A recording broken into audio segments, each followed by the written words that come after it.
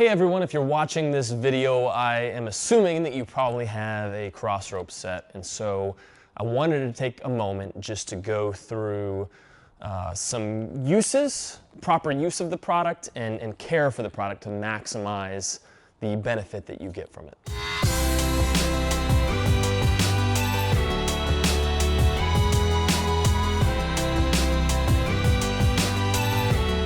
So I'll be covering kind of some elements of the handles and the ropes individually as we go through and talk about it.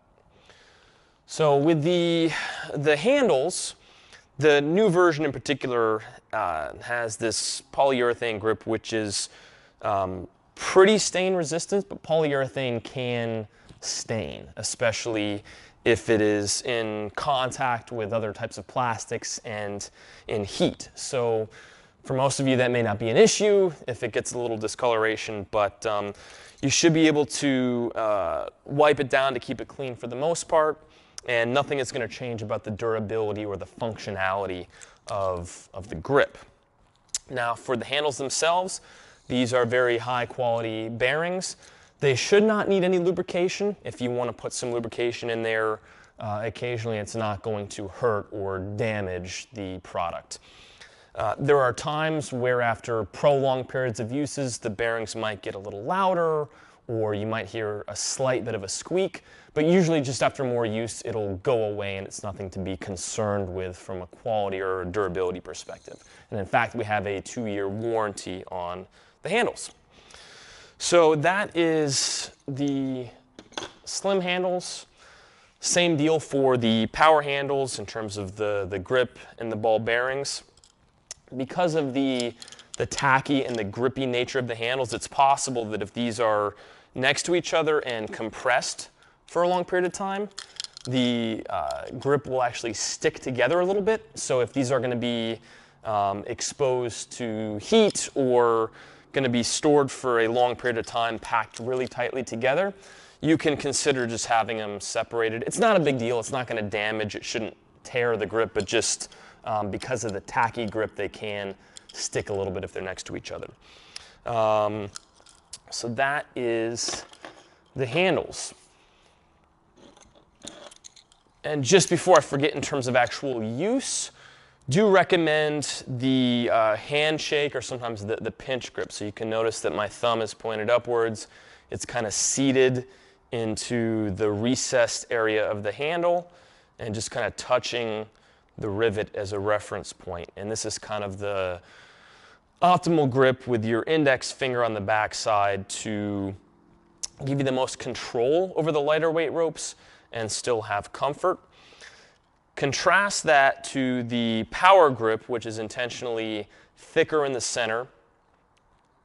Wrap your thumb all the way around. For both of these, it's best to actually have most of the grip below the metal cap. It's okay for your thumb to come up on the metal cap here, but ideally on this grip you want to keep your hand below. Wrap your thumb around, and the importance of the power grip is that it stabilizes your wrists and it gives you a stronger grip for handling the larger resistance and forces of the weighted rope. So that's the proper use for the two different types of handles. On the ropes themselves, the connection assembly is very strong, very durable. We've done lots of testing to make sure that it's going to be able to go through the beading that you put on the rope and that it's going to stay strongly connected. Always make sure when you do insert it that the latches are properly seated. So you can see this is the properly seated position. If one of the latches is unseated, it should still clip into place when you're jumping, but try to avoid jumping. Just check that it clips all the way in for proper usage. The ropes themselves, we did, if you were familiar with our previous products, they were all surface, and depending on the size of the rope, they would, could be used on outside abrasive surfaces, but all jump ropes do eventually wear down. So we try to do our best to set expectations and say, listen, you can use these anywhere. They will wear down over time. How fast they wear down really depends on your volume of use and the type of surface and all these other factors. But this material has been tested to be more durable than our previous material. So the same rule applies. Jump ropes, I like to equate it to tires on a race car or to a quality pair of shoes. It's not that it's not a quality product, but when you're doing Formula One racing with those tires, they're going to wear down. You get that great driving experience, but they do need to be replaced. Same thing, this is going to be a great jumping experience. The ropes will not last forever. We try to make them last as long as they possibly can, but you will eventually need to replace them. Same with tires, shoes, and other things. So, if you want to maximize the length of the rope, there's a couple things. You can jump indoors on a non-abrasive surface. Here's an example of a mat that you can see that I'm standing on. And again, a mat is going to be a less abrasive surface. This will definitely extend the life of your ropes if you want to maximize it.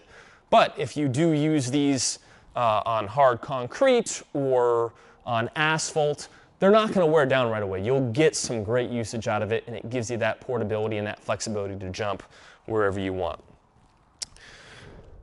These ropes, they have very good sort of anti-tangle characteristics.